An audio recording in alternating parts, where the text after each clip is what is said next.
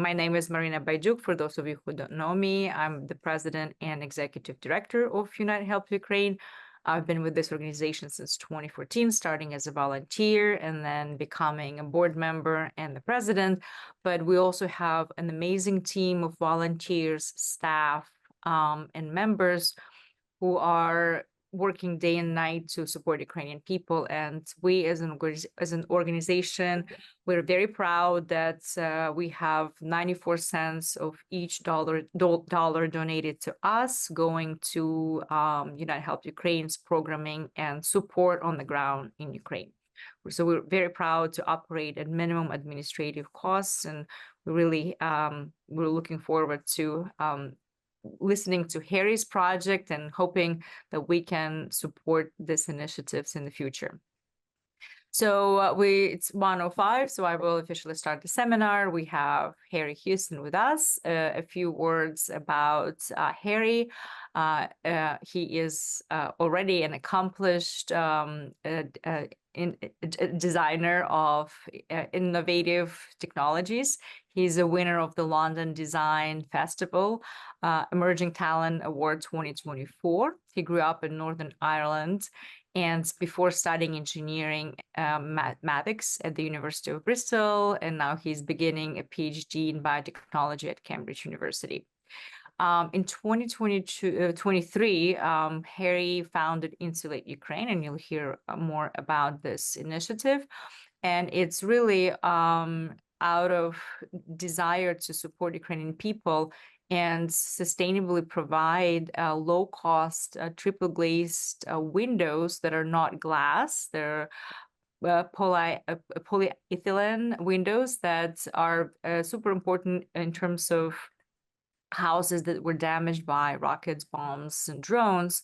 And you probably hear, and sometimes you don't hear, but every single day Russia attacks Ukrainian civilian structures, infrastructure, and lots of houses lose windows because of the shelling. And this design is very tough, and it's enough to survive nearby explosions. But it's also built, so it's built from the available materials and tools. And we'll hear more about how this technology can support Ukrainians during the winter that's coming, and at low cost, quick technology, also shatterproof. That will really help Ukrainian to preserve the heat and survive the winter. So please welcome to our webinar, Harry Blakiston, Houston.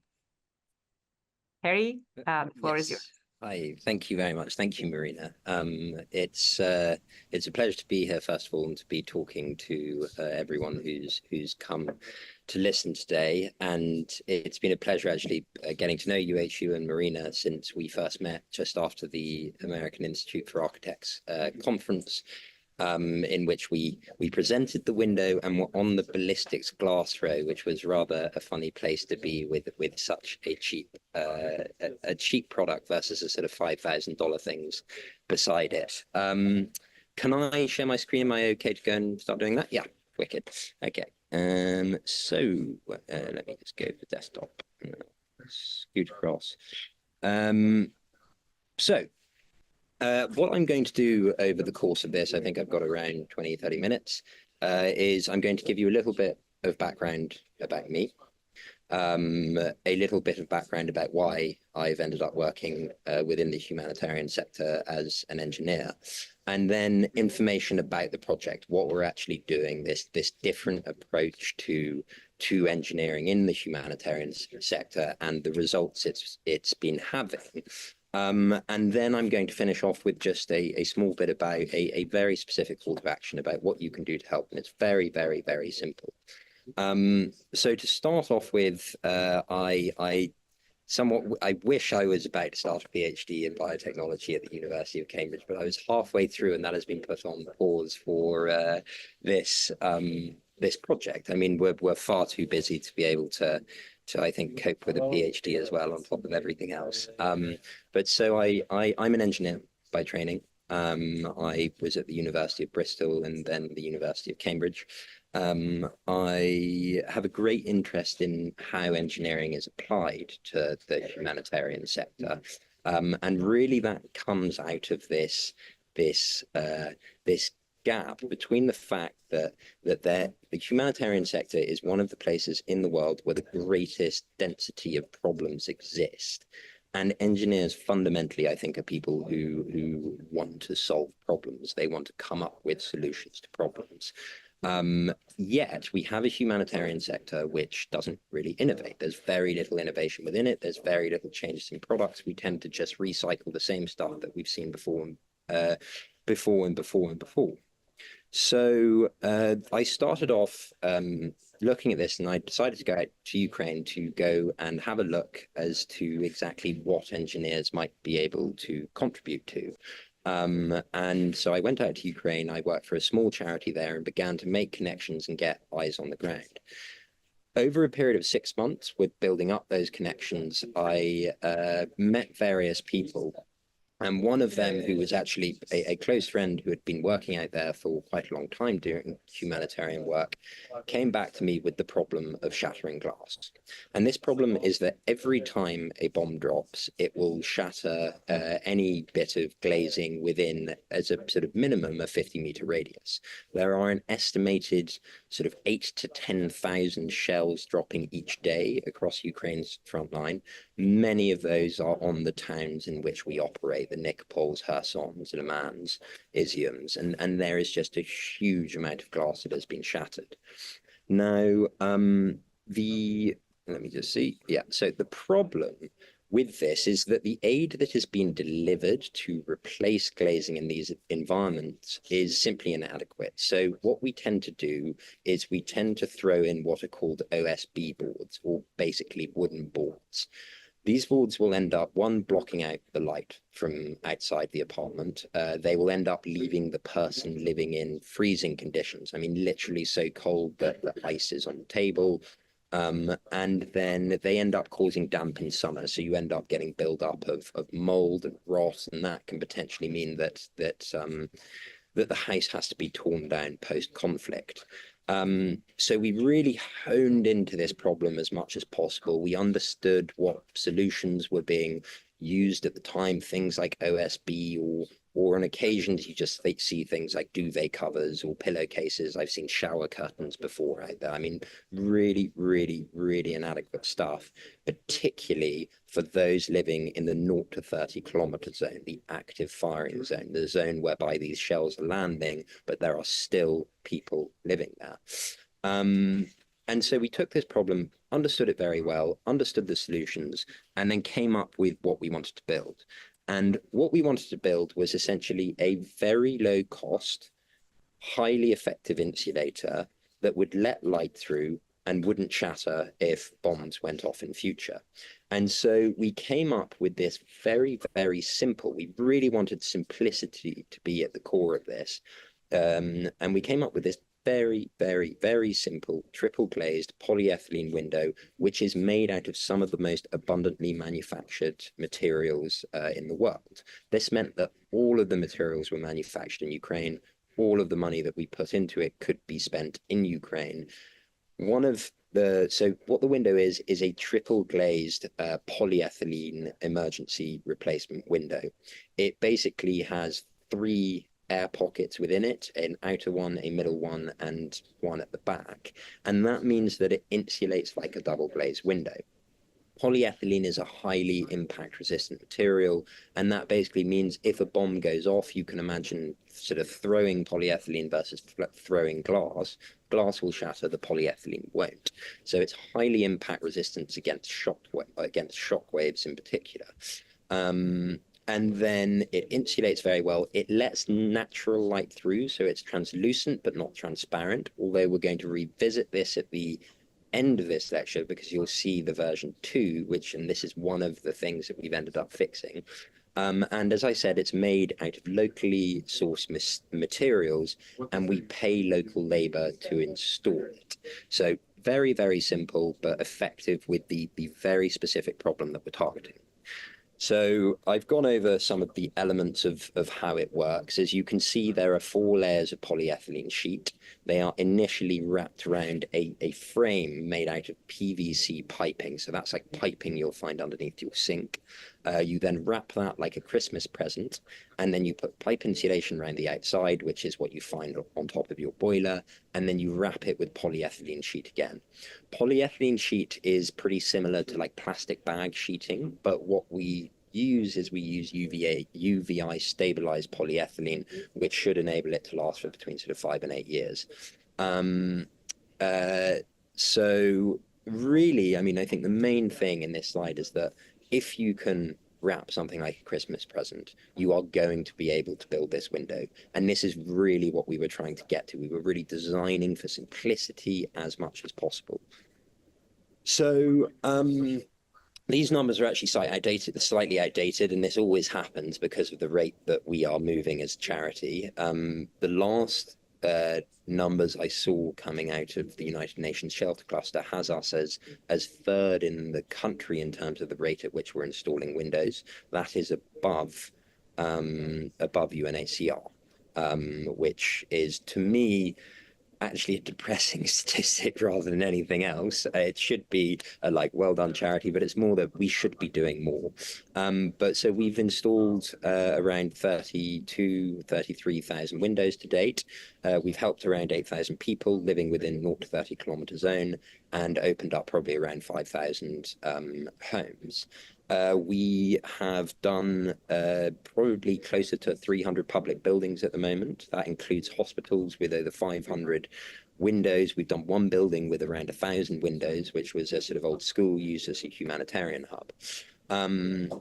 But so the impact we're having is very, very large. And this comes from the fact that the design is very simple. Our way of implementing it is very simple and effective. So we are able to scale. So where we work now, we have really tried to focus on providing aid to the people that we see most need this solution, but also some of the people who are most in need. And a statistic that's not on this is that 80% of the people we are supporting are 65 years old or older. They are basically the elderly who have not ended up leaving home either because they might be looking after a very elderly grandmother, or they're unsure about the information that they need to escape abroad. They're just scared about moving abroad. And they're like, you know what, I've lived through a lot. I'm going to live, I'm going to stay, and I'm going to finish my days in this place that I call home, that I've built over the course of my life. So we have Liman, which is in Donetsk, just inside Donetsk Oblast, Izium, which is in Kharkiv, just quite close to Kharkiv, Nikopol, which is just opposite the Zaporizhzhia power station, just not too far from Dnipro, and then Kherson. And those are the 4 operations we've been working in for, I think, each of them over a year now. They are all within, apart from Izium, actually, Izium was the first one we went to. The rest, but it's highly, highly destroyed and in great need of further support. But apart from Izium, all of the areas that we operate in and the areas we will operate in future are all in, as I said, the active firing zone. So this is the zone where munitions are still dropping on a day-to-day basis. There's now obviously this huge problem with a lot of drones in the sky. And I mean, I rarely go to the operations because the guys don't want me there, but occasionally from an engineering perspective, I do think that you really have to go to make sure you are understanding the aid you're delivering and to make sure that's having the greatest impact possible, and to see what needs to change going forward to support these people as best as possible. But I had to sit in a car underneath, basically hiding with another guy from a drone for about 20 minutes. And that's just the reality of the situation that's going on in Ukraine at the moment. It is, I think most of the country is absolutely fine to visit. Actually, you're much more playing with chance and probability. But in these areas, it does begin to get very hairy. Yet there are civilians who are staying behind. And those people need help. They haven't been evacuated these times. They have economies, they have all of this sort of stuff, and they are really the places that are most in need. So one of the main aspects that I brought up about the window is the fact that it's shatterproof, and we have, at first it's quite difficult to test this in a lab in somewhere like Cambridge. They're not so happy if you decide to go and buy some sort of fertilizer or some sort of explosives and see how well your window deals with shockwaves. But over the course of time, we've installed enough of these whereby we've had to be back to build some buildings over 3 times. So a good example is a school in Nikopol, in which we've installed over 120 windows. They have been hit 3 times, but they're a very important building for the area because they act as a humanitarian hub. They've estimated that they're saving through the installation of these windows over $10,000 a year on their heating bills alone. So these sort of like impacts of what are the secondary impacts of the stuff you're doing is very, very big. We'll go into that a bit later. What we've basically seen with our windows is that they tend to pop out. So we sort of build them in. A shockwave is a very strong thing, and it will end up throwing an individual meters. And I've seen it sort of dislodge walls, all this sort of stuff. So really the best you can hope for is something that when that shockwave goes off, continues to keep the people inside that building safe. And that's where that's sort of what this window is designed for. The main thing, though, that I think we need to talk about is impact. And we see impact from our project in 3 areas. So the first is giving people their homes back. The second is the social services, which I'll go over here. And the third is work. This is the hospital, one of the hospitals that we've just recently been working in. There were over 500 windows that were shattered in the hospital. They have 400 patients there the entire time. They support a lot of people who have been who have been injured, military servicemen who have been injured on the front line, and are then shipped back to Dnipro. When our team were in this hospital, and another missile, I mean, this can slightly be the irregularity around this sort of a place just because of where it's positioned, but another missile came in and shattered an additional 250 windows whilst our team were in the building. With this, the head surgeon who you can see in front of you, he was operating in the theatre at the time. They were very lucky that no one was injured in that theatre because they had glass windows and the ones in that theatre were shattered at that point in time. Fortunately, no damage at this time round. However, with these windows in future, basically they are going to be able to do their operations with with basically a greater sense of security, that you're not going to have injuries, you're not going to have people being hurt, but you've also got that ability for patients to exist in a place where natural light exists, which has been shown to be important for the healing journey. I mentioned the 10,000 schools one before, the $10,000 saved in energy bills by the head of the school in Nikopol. So I'll continue on. Gary, can I ask just one thing here? I'm just going to pause. It's a good moment to do that. And those stories are really powerful. There was a comment in the chat that I just want to address real quick. One was that Amy Kozak was thanking you for working in frontlines, communities specifically. So thank you. And Jack was asking if you can speak a bit louder. I think, sorry. Yeah. Is that better? Okay, yeah, I think that's better. I'll try. Great, thank you so much. The second one is home. So, fundamentally what we're doing is we are providing people with a home back. They quite often live in conditions, this is OSB border having been installed on the left. Quite often over the course of time with shockwaves, it will dislodge a little bit and then there's gaps in it. It doesn't insulate against the cold in winter. It ends up absorbing moisture and releasing it into the home in summer. It is not a good solution for these homes. The other thing is that natural light aspect. So by then installing these windows, people basically get the feeling of being able to move back into their homes, to live in relative comfort, to stay warm. And we've seen quite a lot of reports with some quite clever surveying we've been doing about people having a greater willingness to invite guests into their homes. So we ask them, like, what's your willingness to have guests around to stay? And they will always say much more afterwards than beforehand. And all of these are sort of building into this sense of what does home mean? What do we need to return people into something that is as similar to home as possible? And then the third one is work. So a lot of the civilians that stay behind, we actually quite often find they're linked to religious communities. I think in many ways that it's not a sensible place to stay. And so you sort of need a very strong social desire to help other people out in your community. So we work with World Jewish Relief down in Kherson. We work with an evangelical church in Nikopol. And our teams in Liman and Izium are actually more mixed. So it's not always that. But what we tend to see is basically the people that we are supporting, these communities on the ground that we are supporting with work and labor, really do represent some of the best of Ukrainian society. They care about their community. They have decided to stay behind either to protect family or other people in those communities. And what we do through these projects is we provide them with an opportunity to get paid. If they get paid, it means we have the ability to, we pay them, we also increase their security training, we provide them with all the safety and security equipment they need. And this is really big because basically it is trying to de-risk as much as possible the reality of life for these individuals. They are not going to leave whether or not we're there. Half the time we're having to be like, guys, really, are you sure you want to remain in these areas? It is risky, but fundamentally what we try and do as much as possible is we listen to local knowledge, we listen to what they have to say, and we try and support that as much as possible. So Volodymyr here, he was helping a very large number of people before the war. He helps them with, he was actually a former alcoholic at one point in time, and then has helped other people rehabilitate themselves. Now, alcoholism is again becoming a very, very persistent problem in these areas of high unemployment. And individuals like Volodymyr, he had to shut down his help for different people because he just had no money.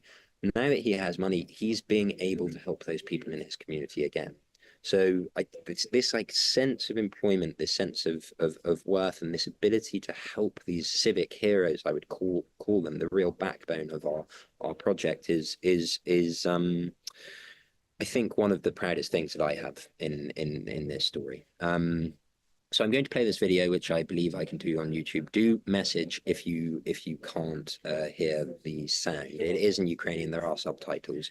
But really what this displays is this fundamental message of home. Like, what does home mean? Why is home important? And what is the real impact of the charitable work we're doing? Can you see that? Just check, Maryna, and let me know if you can't hear it as well. Okay.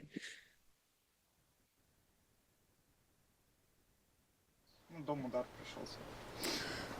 Ну, дом как бы, вы понимаете, я даже не сообразила. Я стояла на кухне, и вдруг все, гу-гу, страшно, ви що, все так гриміло, все шуміло, все падало, все летіло, летіли вікна, летіли двері, летіло все.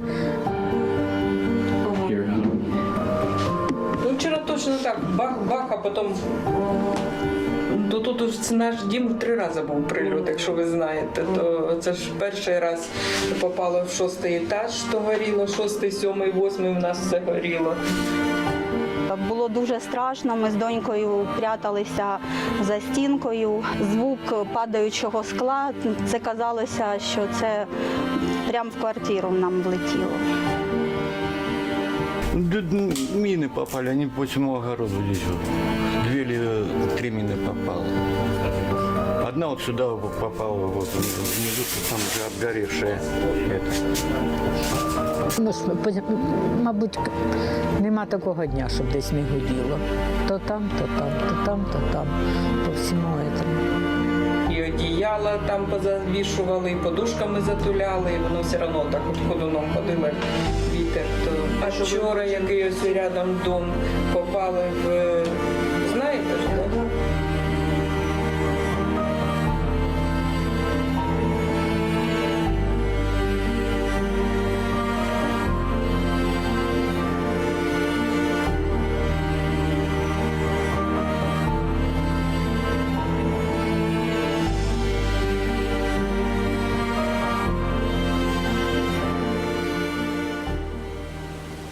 Этого, правда, вже неможливо було.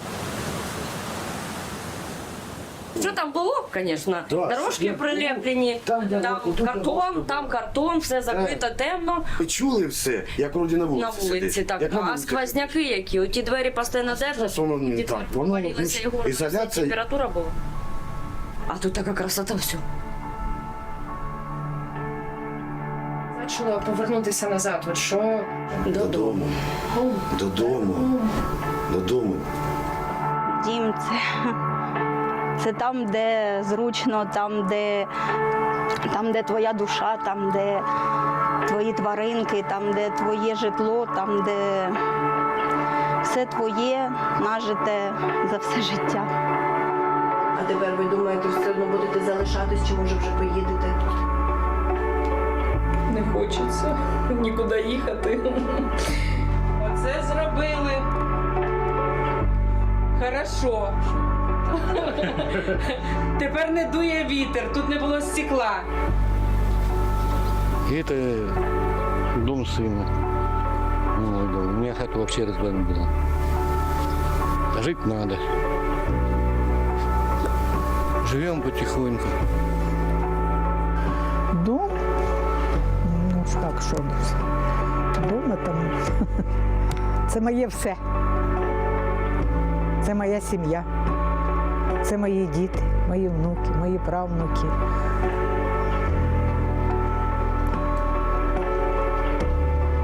Хочеться, щоб діти вернуться.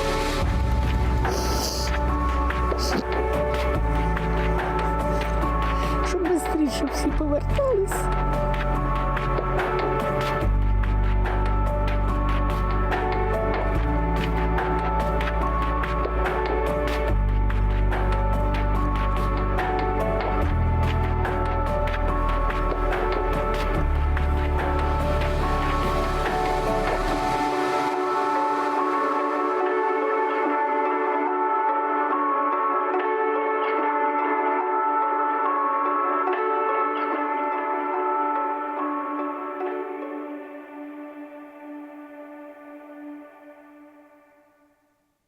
I think you can sort of see. Wow, I just built the most amazing workflow on Monday.com.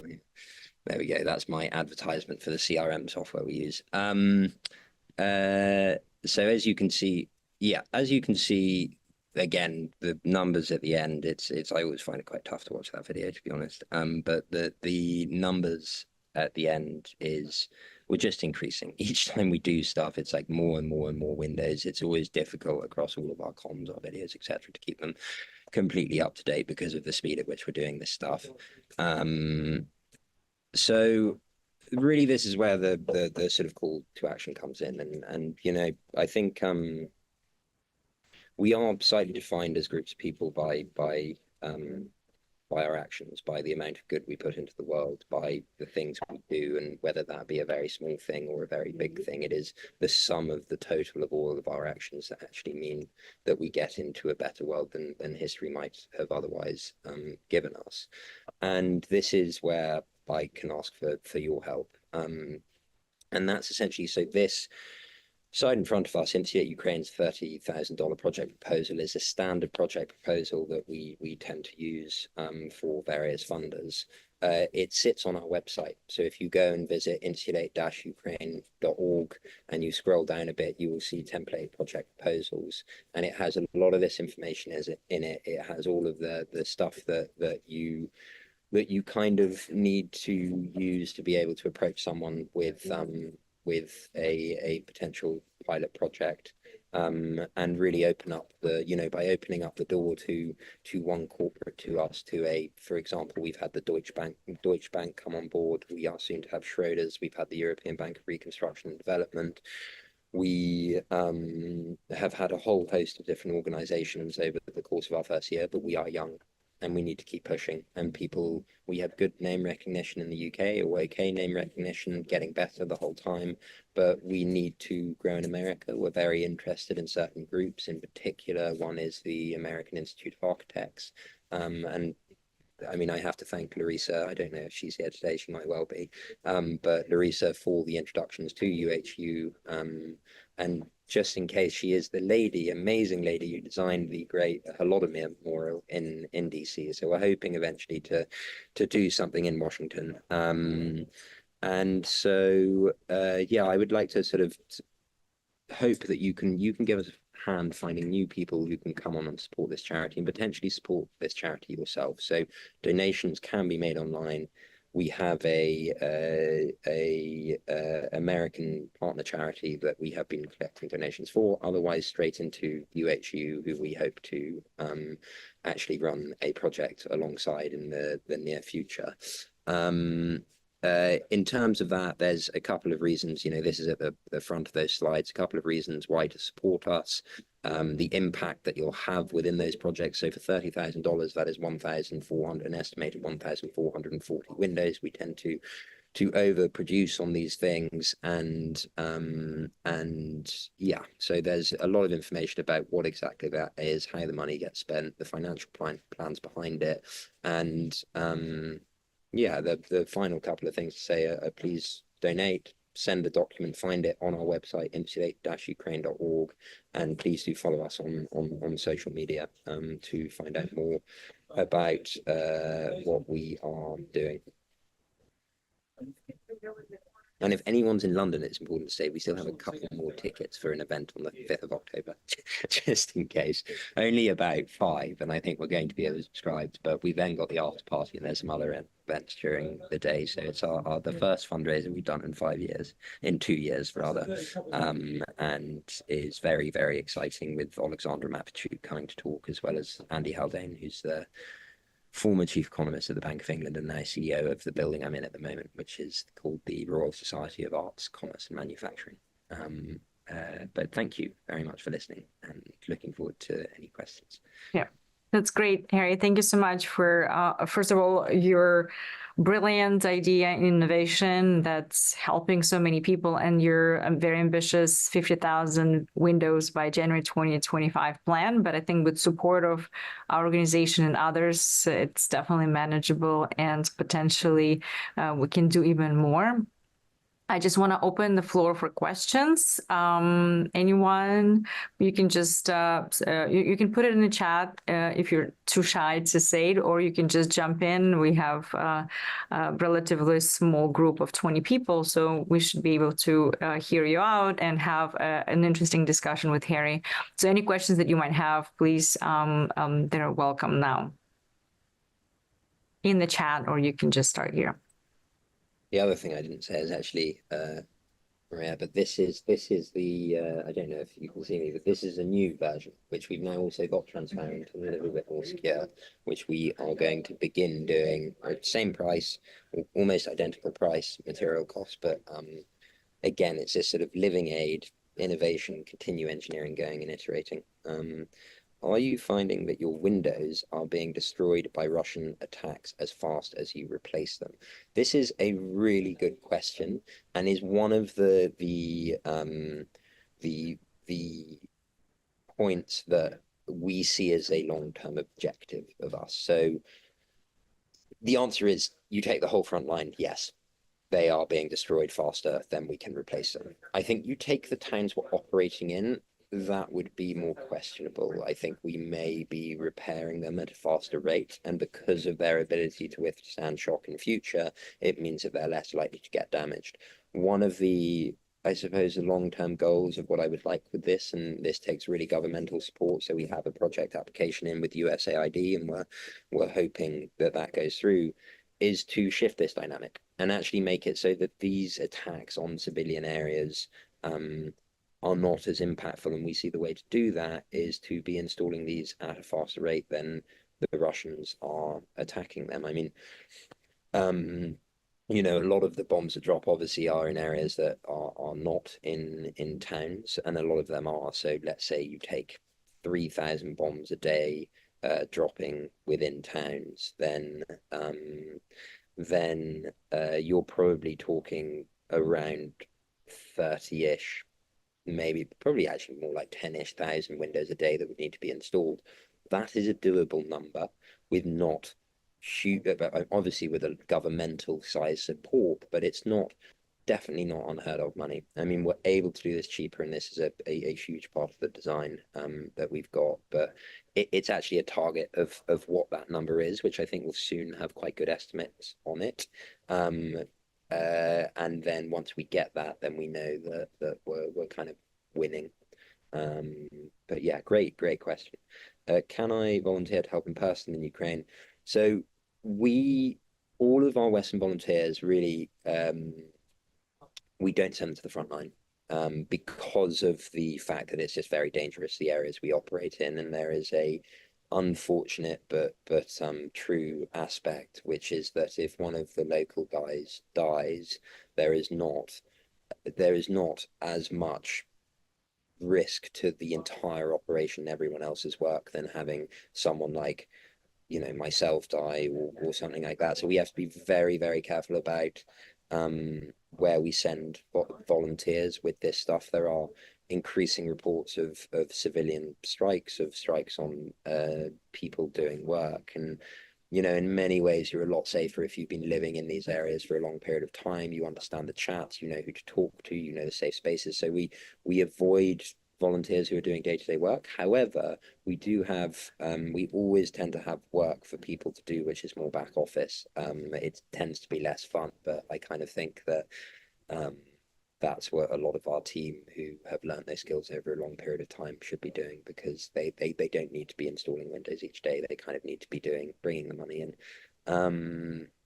Are you able to find and train enough volunteers, paid workers for installs? Yeah, so it's partly because it's paid. So that's one thing. I think volunteers would be more. So this is, are you able to find and train enough volunteers / paid workers for installs?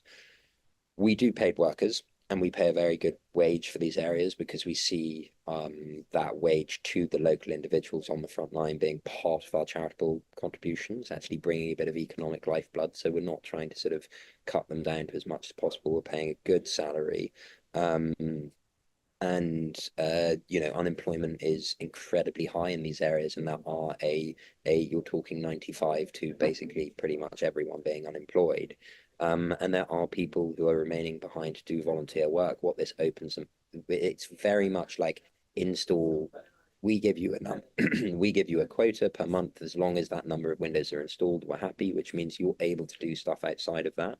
So these guys who are volunteering in their local areas are then able to get paid, and then able to go and do the projects that they really they care about in their local communities as well. They're able to put money back into stuff in their local communities. As I said, Volodymyr is putting a whole bunch of his money back into helping alcoholics in his area, because it's something that he specializes in and is very important. In post-war Ukraine, do you see Insulate Ukraine playing a role in other reconstruction work? So this is something we have talked about as a charity. You know, what happens if the war ends tomorrow? What do we end up doing?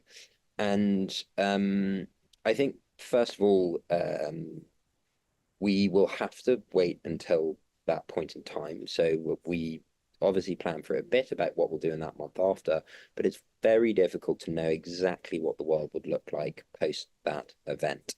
A lot of people talk about a lot of reconstruction money heading towards Ukraine. You know, I know that there are communities in Georgia sitting 20 years later without windows. And I'm not counting my chickens on basically all problems being fixed as soon as peace comes on. I suspect that we will have an interim role still to play in post-war Ukraine.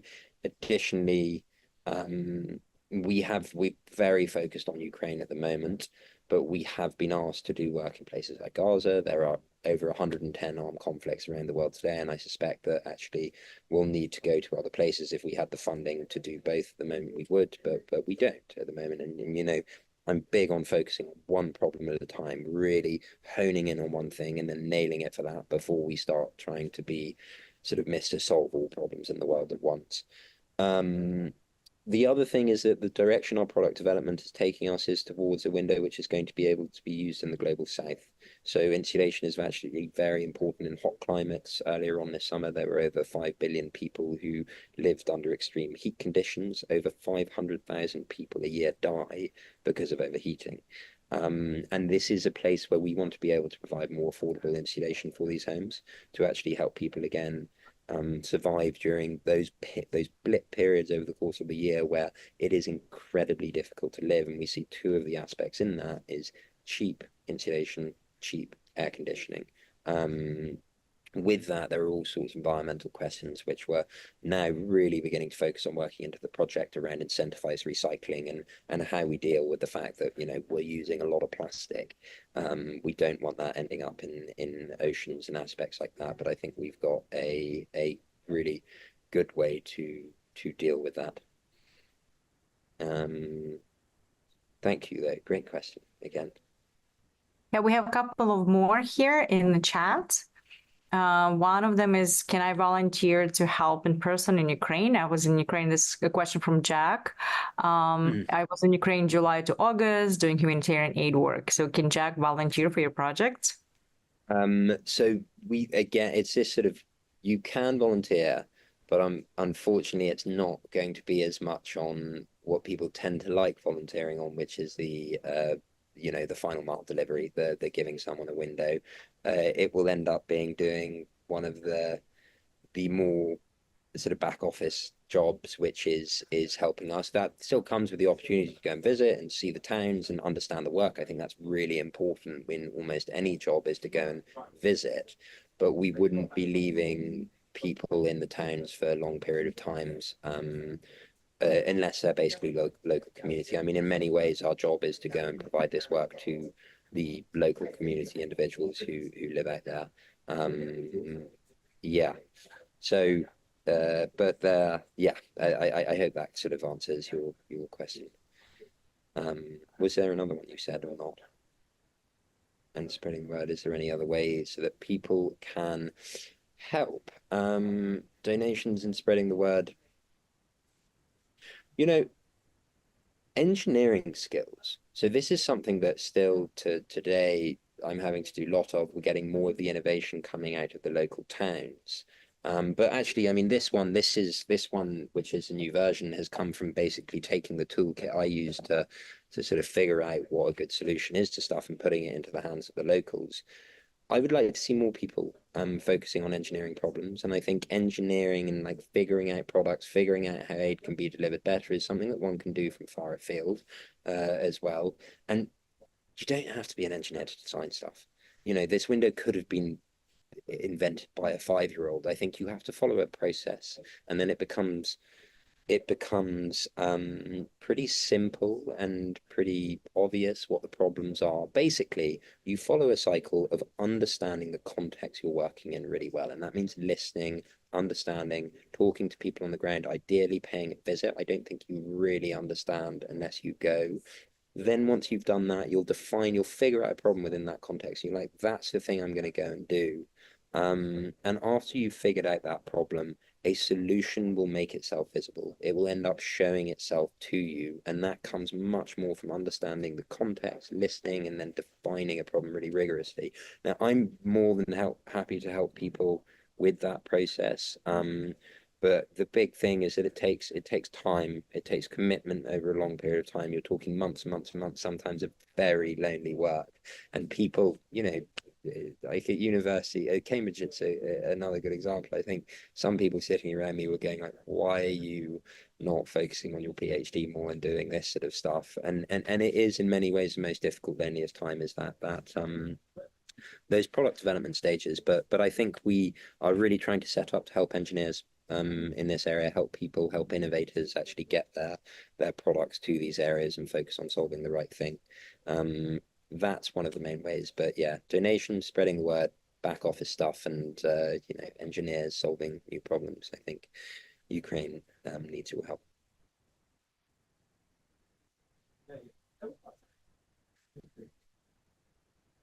Thank you. Cool. So there is a good question. I don't know if you answered it, but in the previous, but in post-war Ukraine, do you see Insulate Ukraine playing a role in other reconstruction? We went through that one. It's a very it's a great question. Thank you, Tamsin. I actually know Tamsin, but yeah. So thank you very much for that. I think I pretty sure I answered that. Do say if you think I didn't, but yeah. I think you did, so I think we're okay. But I think this is an interesting topic because for rebuilding of Ukrainian infrastructure, houses, etc. Ukraine will need innovative technologies to proceed. And this is, again, something that I'm sure Ukrainians are thinking themselves as well and developing those technologies. My question to you, are you working with any companies or engineers in Ukraine to modify your technology or adapt it or even make it better? Yeah, so I mean, this one again, this was developed really locally in Nikopol. So I actually ran, and it's one of the things we're really interested in doing is turning each of our local window making hubs into what's called the distributed makerspace. So that is an area whereby people can go and build, innovate, do different things. Now, I really don't think you have to be skilled to do most stuff. I don't think that actually engineers are sometimes the best people to go and solve problems. They can make things too complex sometimes. And actually, I think what I've seen in Ukraine is you have probably a country whereby you have the best. It's probably one of the most resourceful countries I've ever been to in my life. I mean, they know how to fix everything. And so what we see as our role within this, or I see as our role within this that will open it up, is helping them to focus on solving a specific problem. So each of these places where we're building windows, we intend to turn a bit more into an innovation hub. And this goes back to that cycle of like the very first thing you need to do when solving a problem is understand the context and define the problem. Now, define a problem, you can do a couple of exercises, but understanding a context, it takes a very long period of time. It takes a lot of conversations. However, the guys who are living on the front line are living in these scenarios day in, day out. They have an inherent understanding of the context in these areas. They know exactly what they're talking about, which means from a actual product perspective, they have a really good feel for what's going to work and what's not, what's good and what's bad. And then it's just helping bringing that in a little bit further. So the people I am sort of working with on this are places like Makerspace in Cambridge. So some of the guys there who are involved in this community lab, they're helping me to define and set up that process of what's needed. And we borrow a lot of the stuff from them to be like, okay, we think we need to bring this in and we think we need to bring this in. They don't need laser cutters. And I mean, they exist in Makespace Cambridge because there's a lot of complex stuff that's coming out of there, like new computers and things like that. Fundamentally, they need a hammer. Some workbenches is always the first thing, some good area. Then they need resources of like materials to use, a couple of saws, like really, really basic stuff to prototype. Then we can bring it back to the engineers to optimize. And that's where engineers are really good, is going, right, well, they've used this material. What if we flicked it out for this material or created this new material?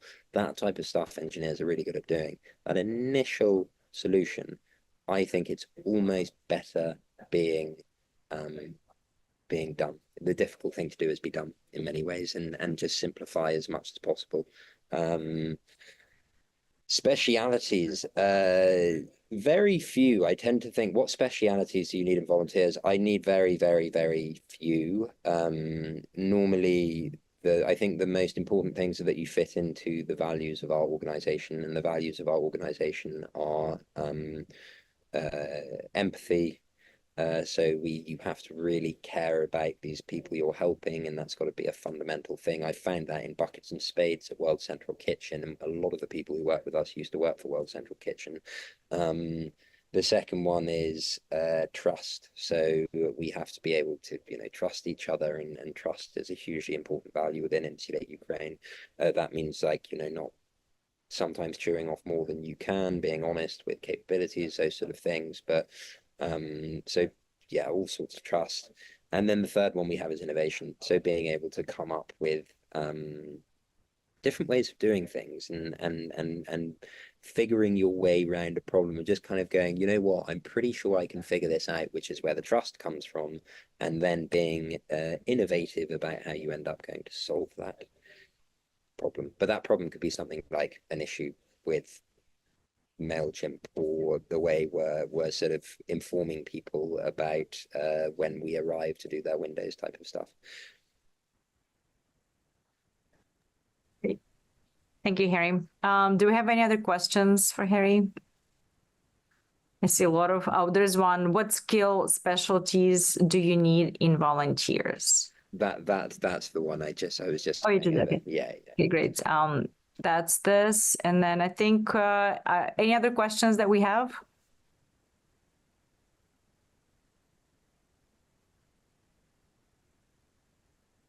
All right. If Harry, would you mind putting your email address here in case people want to ask your questions in the chat?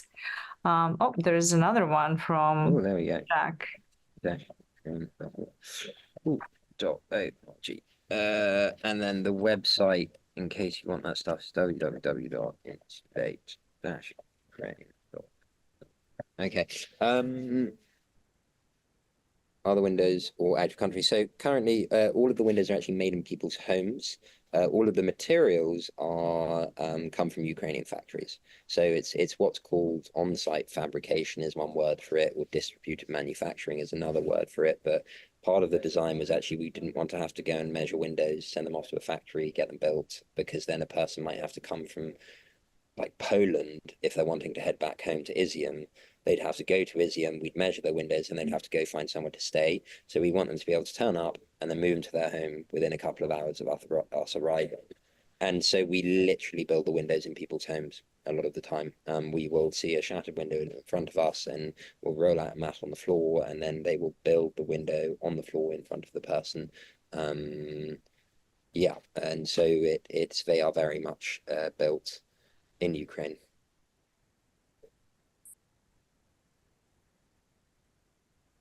Great. One last comment from Sam. A very impressive and practical solution. Very happy to see your progress. Thank you for this great presentation.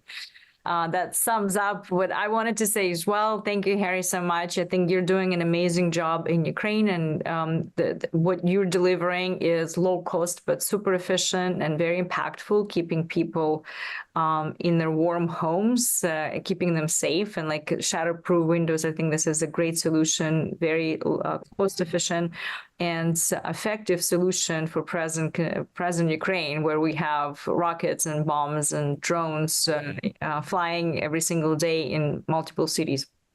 And especially your work in the front lines, again, that's essential. Kharkiv region, Sumy, those that are close to the border, those regions are hit every single day. So having shatterproof windows is a much more sustainable solution than having windows replaced over and over. And the question was if you are keeping up with those that are now damaged, but with having the shatterproof windows that you're providing, of course, is balancing the glass windows that are installed. And I'm hoping that your solution will be, at least for until the war is over, will be something that a lot of people will look into. So with this, if you don't have any questions, thank you all so much. You can find more information on our website, and I hope to see you all at our next webinar, which is happening next month. And Harry, thank you so much, and I hope to see you soon.